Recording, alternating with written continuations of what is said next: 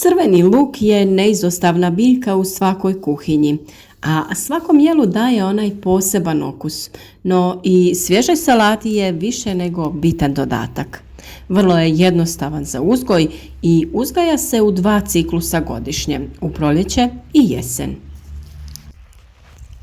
Benefiti jesenje sjetve i sadnje su višestruki, a kao 2 najznačajnija izdvajaju se konzumiranje svježih plodova u rano proljeće i ekonomski efekat koji ovakav način proizvodnje obezvjeđuje, jer povrće u rano proljeće postiže veliku tržišnu cijenu. Neophodan preduslov za uspješnu jesenju sjetvu i sadnju povrtlarskih kultura jeste odabir pogodne sorte, optimalno vrijeme sjetve i sadnje te pravilno provođenje agrotehničkih mjera kako bi biljke lakše podnijele uslove koji vladaju tokom zime.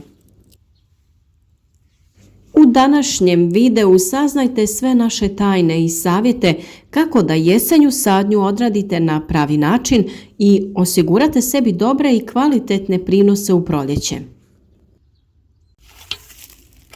Crveni luk jedna je od kultura koja se može saditi u jesen, a za berbu prispjeva u proljeće kao mladi luk, odnosno u ljeto kao velike glavice. Za uzgoj luka u jesenskoj sadnji treba izabrati duboka, dobro propusna tla laganijeg mehaničkog sastava koja su bogata organskim tvarima. Teška, za vodu slabo propusna tla nepovoljna su jer tokom zime zbog slabe dreniranosti na njima može duže ili kraće vrijeme stajati voda te uništiti usjev. Osnovna obrada tla za jesensku sadnju luka treba se obaviti odmah nakon skidanja predkultura. Prilikom obrade u zemlju dodajte organsko gnojivo kao što je glistinac, humus ili peletirano gnojivo.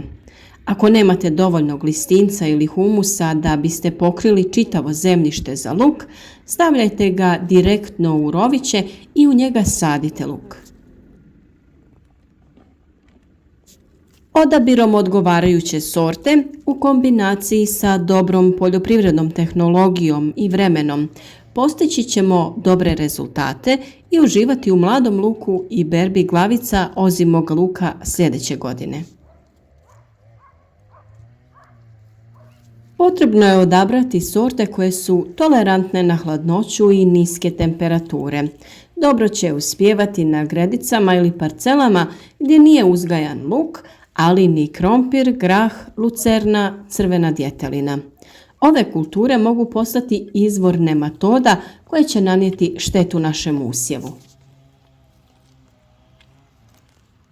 Poštujte i plodored jer on se može ponovno uzgajati na istoj parceli tek nakon 3 godine, pod uslovom da nisu uzgajani srodnici iz iste biljne porodice. Crveni luk je i osjetljiv na kiselost tla. Prakticira se da se na 1 metar kvadratni pospe 10 grama drvenog pepela, ali ne treba pretjerivati. Preporučuje se tlo blago kisele do neutralne reakcije pH vrijednosti između 6 i 7.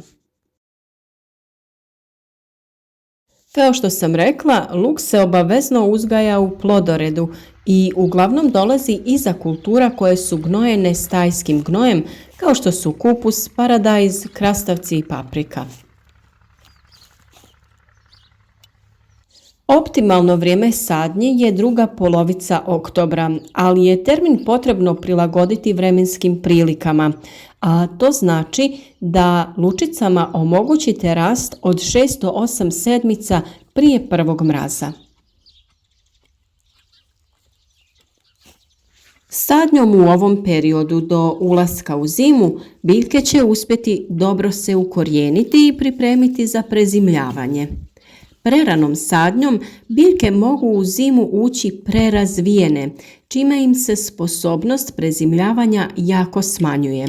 A sa druge strane, kasnom sadnjom nedovoljno će se ukorijeniti, pa ih zimski mrazovi puno lakše mogu oštetiti.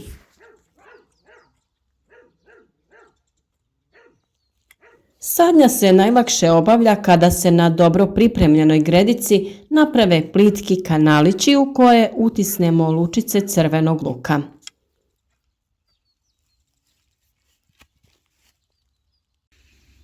Lučice crvenog luka mogu biti sitne do 1 cm u promjeru, srednje veličine promjera od 1 do 3 cm i krupne koje su veličine preko 3 cm. Treba znati da će krupnije ranije krenuti i dati više vegetativne mase.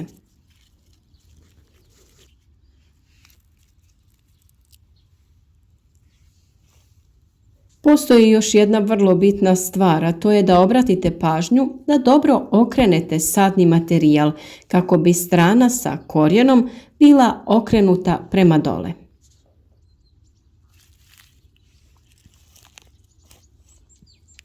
Na pripremljene gredice lučice luka se sade u redove razmaka 25 do 30 cm. Razmak između posađenih lučica u jednom redu treba biti od 8 do 10 cm. Kada obavljamo sadnju za berbu mladog luka, razmak u jednom redu može biti manji, od 5 do 7 cm. Ukoliko ste u mogućnosti, sadite po veličini ujednačene lučice, otprilike promjera između 1,5 i 2 cm. Za proizvodnju se koriste neproklijale lučice, a sadnja se obavlja na dubinu oko 5 cm. Nije dobro posaditi ih preplitko, ali ni preduboko. U plitkoj stradaju od izmrzavanja i isušivanja, dok preduboka oduzima energiju i slabi mlade biljke. 1 kilogramom srednje krupnih lučica moguće je zasaditi površinu između 12 i 15 kvadratnih metara, ovisno o širini razmaka na koji ih sadite.